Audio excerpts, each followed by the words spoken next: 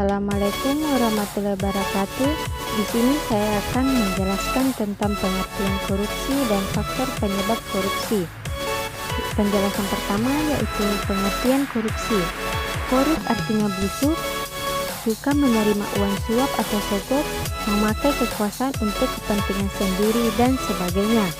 Korupsi artinya perbuatan busuk seperti penggelapan uang, penerimaan uang sogok, dan sebagainya.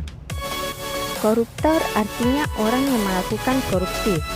Menurut Baharudin Lopa yang mengutip pendapat David M. Carmes, yaitu menguraikan istilah korupsi dalam berbagai bidang, yakni yang menyangkut masalah penyuapan yang berhubungan dengan manipulasi di bidang ekonomi dan yang menyangkut bidang kepentingan umum.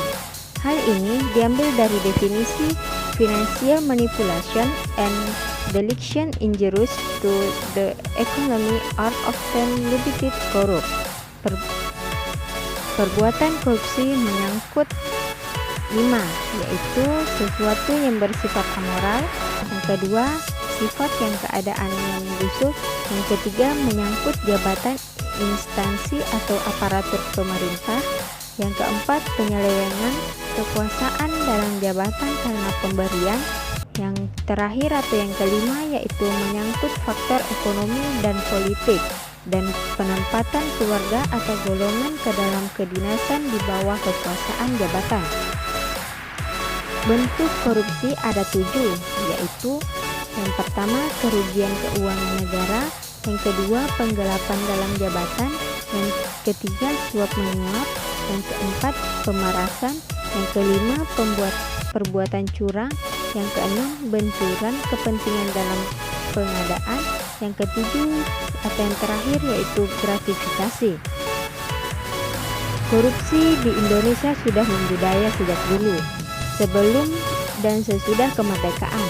Di era Orde Lama, Orde Baru berlanjut hingga era reformasi. Berbagai upaya telah dilakukan untuk memberantas korupsi, namun hasilnya masih jauh dari harapan. Pembahasan yang kedua yaitu faktor penyebab korupsi. Ada 2 faktor, yaitu faktor internal dan eksternal. Yang pertama, faktor internal.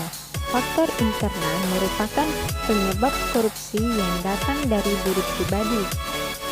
Dapat dirinci menjadi yang pertama yaitu aspek perilaku individu, terbagi beberapa jenis. Yang A, sifat tamak atau rakus manusia. Yang B, moral yang kurang kuat. Yang terakhir, gaya hidup yang konsumtif. Yang kedua yaitu aspek sosial. Perilaku korup dapat terjadi karena dorongan perilaku keluarga. Kaum behavioris mengatakan bahwa lingkungan keluargalah yang secara kuat memberikan dorongan bagi orang yang untuk korupsi dan mengalahkan sifat baik seseorang yang sudah menjadi price pribadinya. Lingkungan dalam hal ini malah memberikan dorongan dan bukan memberikan hukuman pada orang ketika ia menyalahgunakan kekuasaannya. Yang kedua yaitu faktor eksternal. Faktor penyebab terjadinya korupsi karena sebab-sebab dari luar.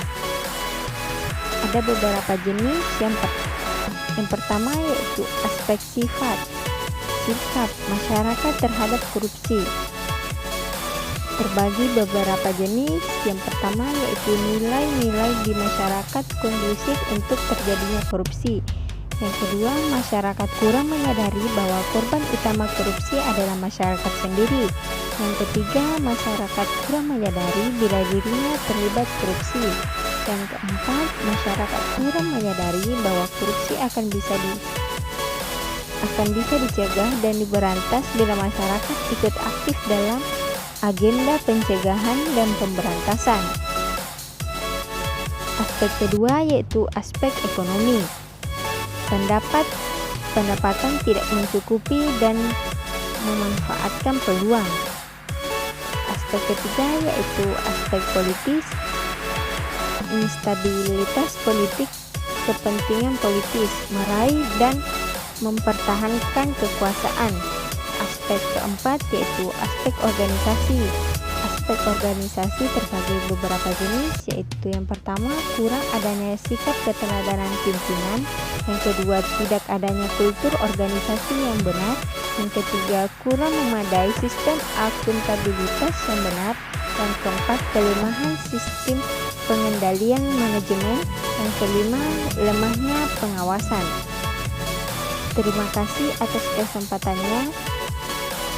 Wassalamualaikum warahmatullahi wabarakatuh.